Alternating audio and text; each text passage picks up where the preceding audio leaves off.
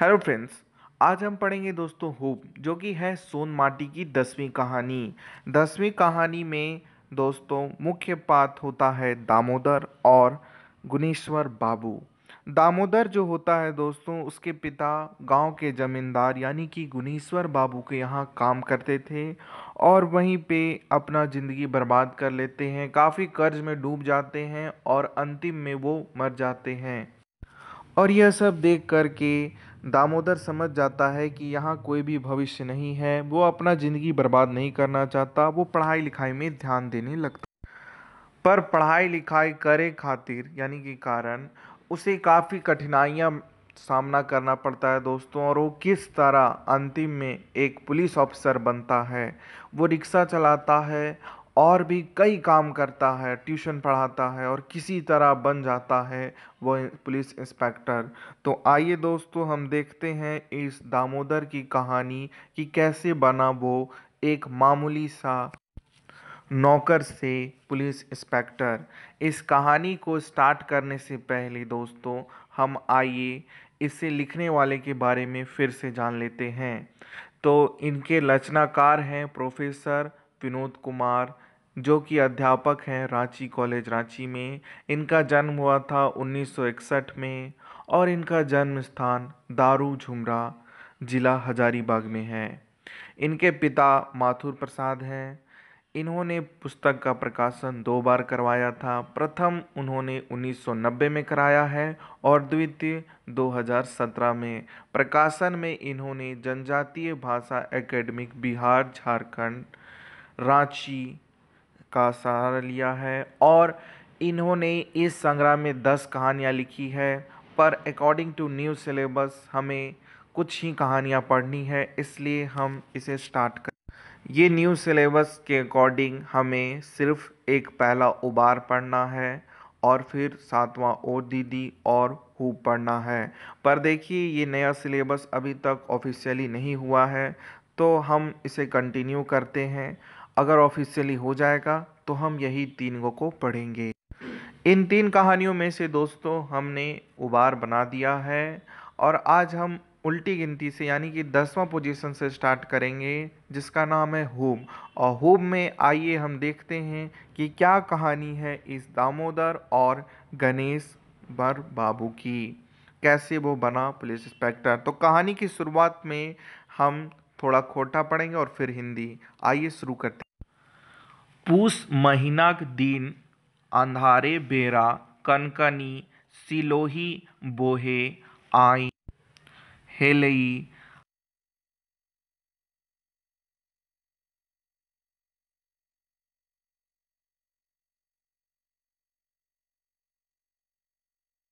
यानी दोस्तों पूस का महीना चल रहा है और दामोदर जो है वो अपने घर के पीछे में बोरसी ताप रहा यानी कि आग ले रहा। तभी गुनेश्वर बाबू आते हैं और कहते, ए रे दामोदर घरे है। आवाज आइल, हाँ घरे ही हिंदे बसल ही की काम है। गुनेश्वर बाबू कहते हैं, क्या दामोदर घरे हो? तब दामोदर कहता, हाँ मैं यही। गुनेश्वर पूछता, हाँ मैं यही हूँ, क्या काम है? अब गुनेश्वर बाबू कहते हैं, ए रे तनी बारी चलक हाइल तनी जाय हारा ज्योति दे। गुनेश्वर बाबू कहलथिन आर घर घुसे लगल। यह कहकर भुवनेश्वर बाबू घर घुसने लगे। घर घुसे ता सोग लागल पलंग पर नेहाई ओढ़ परसाई गेल। भुवनेश्वर बाबू अपने घर में अंदर चले गए और फिर एक बिस्तर पे पत्रहेक सीताराम सीताराम जपे लगला। घड़ी बितुर दू घड़ी बितुल घंटों बीत गईल, मुद्दा दामोदर नाय आए। अब वो बिस्तर पर इंतज़ार ही कर रहे थे कि 1 घंटा बीता 2 घंटा बीता पर नहीं आया दामोदर। अब तो गुनेश्वर बाबूक एड़िक लहरल कपाइस चढ़ी गेलक, पगल पर बड़बड़ाए लागल, सारी भुइयाँ के दू चादर शेर धरमे हाय, तेकरे पर फुटानी करे लागल। अब भुवनेश्वर बाबू को गुस्सा आने लगा और बड़बड़ाने लगे कि ये जो भुइयाँ जात का है इसका क्या औकात है, 2 पैसा नहीं आया है, इतना घमंड हो गया। बड़का पढ़ाकू भेल है, कॉलेज ना पढ़े लागल तो बड़का नेहाले कर ला। भुवनेश्वर बाबू कहते हैं ये थोड़ा सा पढ़ क्या लिया कॉलेज में, अपने आप को साहेब समझ। किसान घर कमाई बिना गुजारा चले, घर में भूंजल भांग नाय, एने ओने। अब कहते भुवनेश्वर बाबू ये तो किसान है, इसके घर में कमाई बिना चलेगा, देखते हैं कितना। 4 गो रुपया पहले उधार आर चलक है बाबू। मतलब उसके घर में उनका उधार चलता है 4 पैसा, और मेरे सामने बाबू। हार जोते के नावे कलपतर जोरे है, अच्छा बचाव बुझली। तुलसियों का आपन रामायण में ठीक कहले हथिन, डोल गंवार शूद्र पशु नारी ई सब तापड़ के अधिकारी। एहे बड़बड़ाते घर से निकल के दामोदर घर देन मोहम्मद। अब भुवनेश्वर बाबू को इतना गुस्सा आता है कि वहां से उठते हैं और कहते हैं कि ये लोग भैया लोग कभी नहीं सुधरेगा। तुलसीदास जी कहे थे रामायण में कि ये लोग गंवार रहेगा और गंवारे रह जाएगा। तो और ये बड़बड़ाते हुए वो दामोदर के घर चले जा। दामोदर घर जाई से गेलद देखहत कि दामोदर कॉलेज जाय के सब्रे है। दामोदर सबराहो देख के उनकर मांस जरे लागलिक, ढेवरिस उठालक। शरम लागो ऊ कि नाय हार जोतेक छोड़ी कॉलेज जाय लागल। दामोदर जी जब उसके घर पहुंचते हैं तो वो कॉलेज जाने के लिए तैयार होने वाला होता है दोस्तों, बैग वैग ले लेता है जैसा कि आप पिक्चर में देख रहे हैं। और वहां जाके वो बोलते हैं कि तुमको शर्म नहीं आता, तुम बोला था कि जोत देंगे। कॉलेज पढ़इया पहले पेट के जुगाड़ कर ले, जहाँ तोय खड़ा है ओहे हमर जमीन है। ई जमीन में हमर पुरखा खोर बापेक उपलथुन जोत जोत हमनी घेर नाय काम धाम करबे तो हमार जमीन छोड़ी दे। कुरिये करज तोय रख आर कड़ी जो ताबे जोन आर निकल बा। अब भुवनेश्वर बाबू कहते हैं कि ये जो ज़मीन है वो मेरे पुरखों का है, वो हमको लौटा दो, और मेरे घर में काम नहीं करोगे तो छोड़ दो, मेरा पैसा लौटा दो, उसके बाद अपना जुगाड़ कर लेना, पहले पेट का तो देख लो, बाद में कॉलेज में पढ़ ले। करी देलू असल भुइयां है तो हाथ जोड़ी के काम कर, आर अजवायर दिन ले मंजरियों खोरक। पढ़ाई कोनो हासी ठठ पढ़ाई कोनो हंसी ठठ नाय, माइनस प्लस पढ़े तो गोदी पगलाई जेतो। आर कुछ कहलथिन लकर पहला दामोदर घर से बाहर निकल गेल, आर घुड़ट के गांव नाय आवे क्रिया खैल। इसके आगे दामोदर बाबू कहते हैं कि तुम भुइयां हो तो हाथ जोड़ के ज़्यादा तेज मत बनो, चुपचाप काम करो और मछली उछली मारो, यही तुम्हारा काम है। माइनस प्लस 2 अक्षर का पढ़ लिया, अपन आप को अफसर मानता है। और यही सब सुन कर के दामोदर को बहुत बुरा लगता है। वो चुपचाप अपना बस्ता बिस्सा उठाता और क्रिया खाता है कि हम अब वापस नहीं आएंगे घर में। दामोदर 7 भाई में सभे ले छोट रहे, ओकर बाप गुदरैल राम गावे जमींदार घर जिंदगी भर खटई। दामोदर 7 भाई में सबसे छोटा बेटा था, और भाई था यानी उसका बाप का बेटा था। गोदवाइन राम का बेटा था वो, उसका बाप जो है वो जिंदगी भर जमींदार के यहाँ खट। ओकर मारल बाद छावे बेटाइल चंदर नगर काम के खोजी रे चली गई। यानी दामोदर के पिता की मृत्यु के बाद उसके सारे भाई कुछ ना कुछ काम खोजने के लिए बाहर। अकेले दामोदर घरे रहिल गेले। दामोदर गांविक बड़े किसान गुनेश्वर बाबू घरे कमाई रूपे बहाना भेल। अकेले दामोदर यहीं रुक जाता, और इसलिए उसे रोका जाता है कि वो किशुन बाबू के यहाँ गुनेश्वर बाबू के यहाँ काम करेगा और वहीं रहे। 10 रुपया रोजाना भर पेट खेली। एहे 10 रुपया रोजाना के कोनो नियर आपन आर आपन माई के पेट। वो दिन भर में 10 रुपया कमाता था और पेट भर उसे भोजन मिल जाता था। वही 10 रुपया से अपनी माँ का किसी तरह वो देख। पेट काटेंगे गांव बहल कागज कलम की पढ़ाई लिखाई करतल पढ़े ओकर सुरवे से साथ। वो बेचारा किसी तरह पढ़ाई लिखाई करता था उसी में। सेले कोनो रकम मैट्रिक, यानी वो किसी तरह मैट्रिक पास। अब वो कॉलेज नामों लिखाए। उसके बाद किसी तरह वो अपना कॉलेज में नाम लिखाता है। हरिजन हवे चलते 7वीं से मैट्रिक तलक छात्रवृत्ति पवला। यह छात्रवृत्ति पैसा के अंको पेट इधर के हेल। घर से असगर बुढ़िया माय घर ओकर। अब वो हरिजन था इसलिए उसे छात्रवृत्ति मिला 7वीं तक, और किसी तरह वो मैट्रिक पास किया और अब वो कॉलेज में एडमिशन ही किया, और उसी पैसों से जो वो छात्रवृत्ति पाता था उससे अपनी माँ को भी भेजता था ताकि वो घर में जो रहती है वो उससे मदद हो सके, जैसा कि आप फोटो में देख। जे दिन दामोदर से हजारीबाग जाए के अचानक निकल रहेले से घरे ओकर माई कहले रही, बेटा तोय हमर खातिर फिन जल्दी घरवा आ जाइल। हम पाकल आम के कोनो भरोसा नाय, कखिन जे गिर। अब दामोदर की माँ कहती है कि तुम मेरी खातिर वापस आ जाना, जब जा रहे हो हजारीबाग तो वापस आना, क्योंकि मैं एक पकल आम हूँ, कभी भी गिर सकती हूँ, यानी मर। माई के मुंह से ई बात सुने दामोदर के भरी भरी आंखें लोर के गेल रहे। मुद्दा गुनेश्वर बाबूक ठोहराइल बात के यादा इकर के पढ़ाई लिखाई के एक बेस आदमी बने खूब के चलते मन मरोस करे गेल। मन मन माई के प्रणाम कैलक चल रहे। अब दामोदर जो है वो ऐसा सुनता है तो उसकी आंख में आंसू आने लगते हैं अपनी माँ को लेकर के, लेकिन वो क्या करता, वो मन ही मन अपनी माँ को प्रणाम करता है और चला जाता है शहर पढ़ने के लिए हजारीबाग, और वहाँ पे वो अपनी पढ़ाई को कंटिन्यू करता है।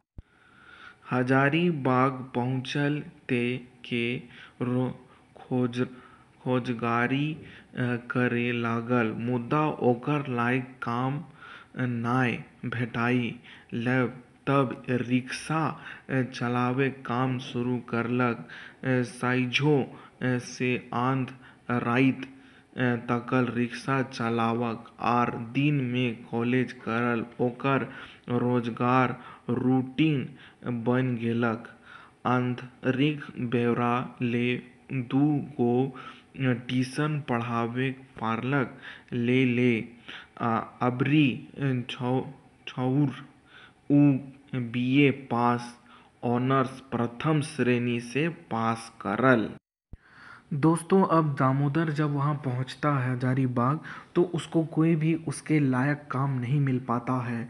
तब वो बेचारा क्या करता है, रिक्शा चलाता है। रिक्शा चलाता है, रिक्शा वाला बन जाता है, जैसा कि आप देख रहे हैं। और रिक्शा चलाता है रात को, आधा मतलब शाम को आता है और उसके बाद से वो रिक्शा चलाना स्टार्ट करता है, और कुछ कभी कभी कॉलेज से वापस आकर के ट्यूशन भी पढ़ा लेता है, और किसी तरह ट्यूशन पढ़ाकर रिक्शा चलाकर वो अपना बीए पास कर लेता है, और प्रथम श्रेणी से यानी कि फर्स्ट डिवीजन से वो बीए पास हो जाता है। अपन रिजल्ट ले के घर घुसल तो ओकर माई खुशीक ठिकाना नाय। परमेक जोर लोर बढ़ाई गेल रहे। माई कहली, बेटा अब एगो साथ ले जे तोय बेस नौकरी करी। अपनी रिजल्ट को लेकर के जब वो घर पहुंचता है तो उसकी माँ काफ़ी ज़्यादा भावुक हो जाती है और रोने लगती है और कहती है, बस अब एगो नौकरी ले लो बेटा, बस।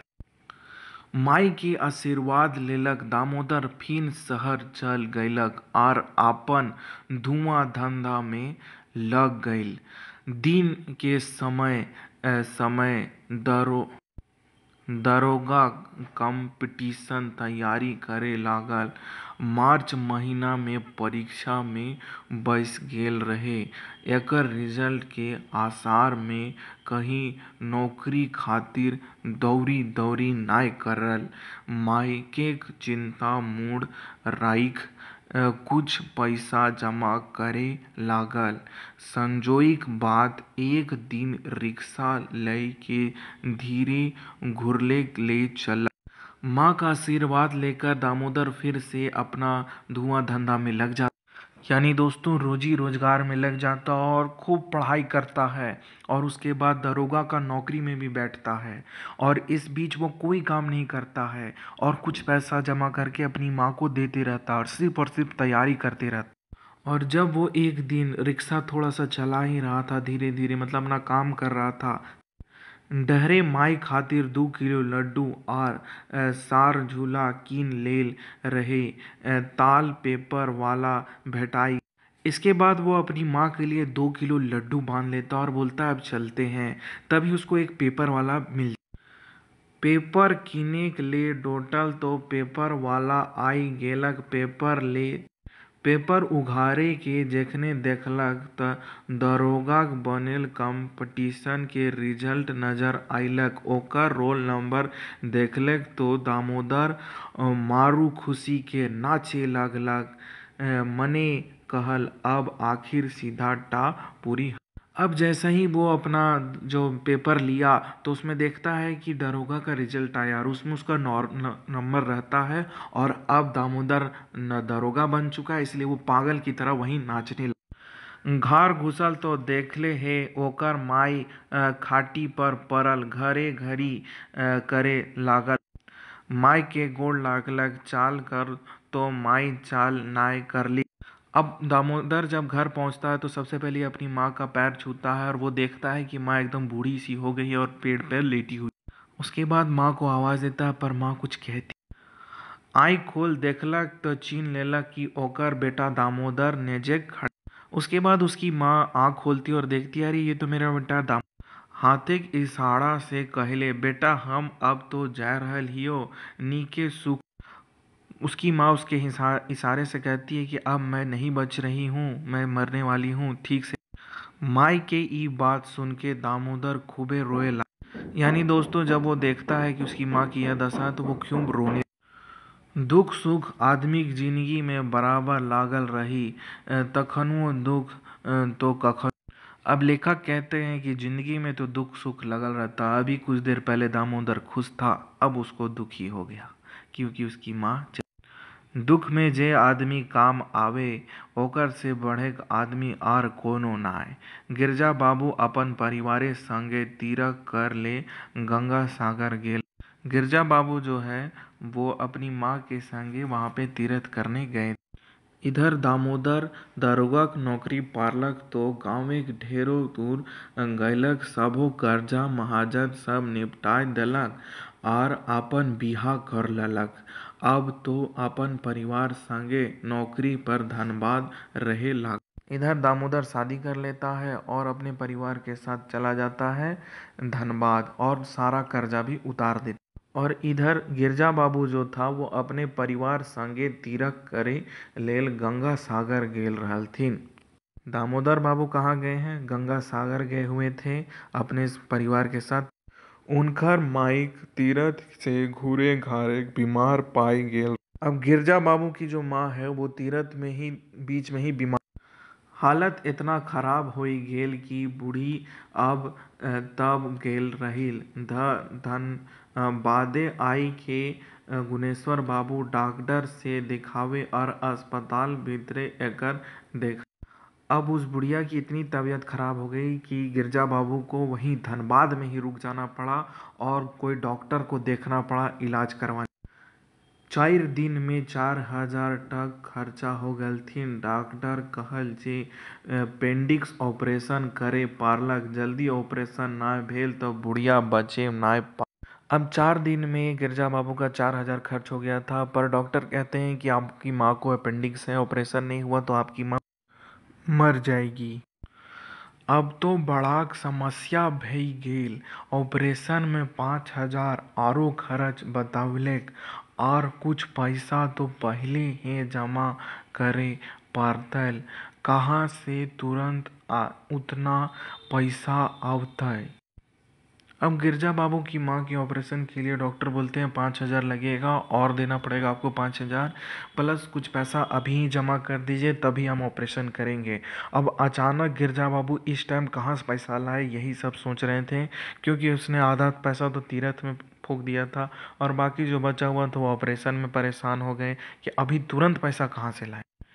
यही सोचने लागा गिरजा बाबू। इतने ही में ददा ददा कर दामोदर पहुँच गेल।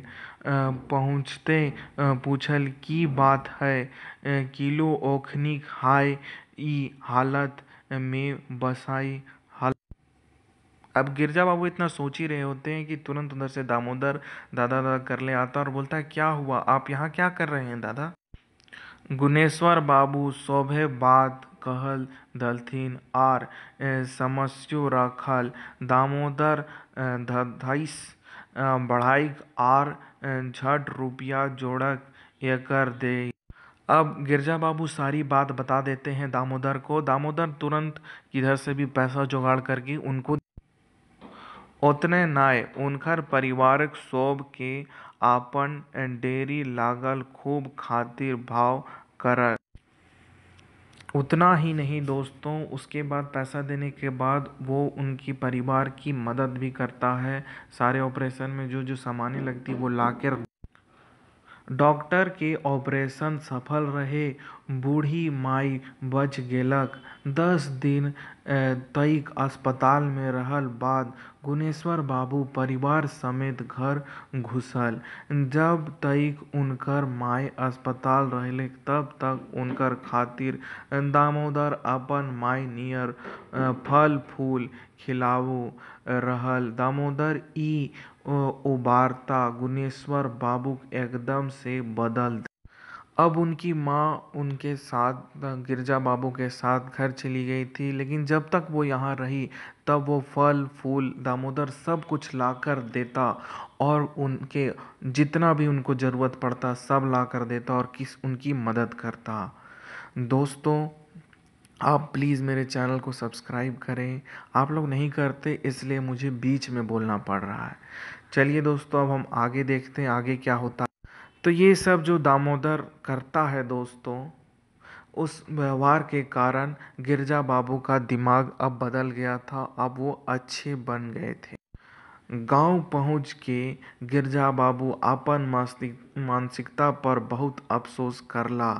जेकर छोट जाइत कहल तिरस्कार कहली दूर करवेली हली ओहे उनकर इज्जत बचवलक। अब गिरजा बाबू यह सोचते हैं कि जिसको हम छोटा जात कह करके इतना बेइज्जत करते थे वही मेरा इज्जत आज बचाया है। उ मन फाबला जे जाइत से कोनो छोट नाय हवे। सोबे प्रधान कमन हे गाँव जेतन पढ़ई लिखई छुआ बढ़त गाँव ओथन तरक्की करतई।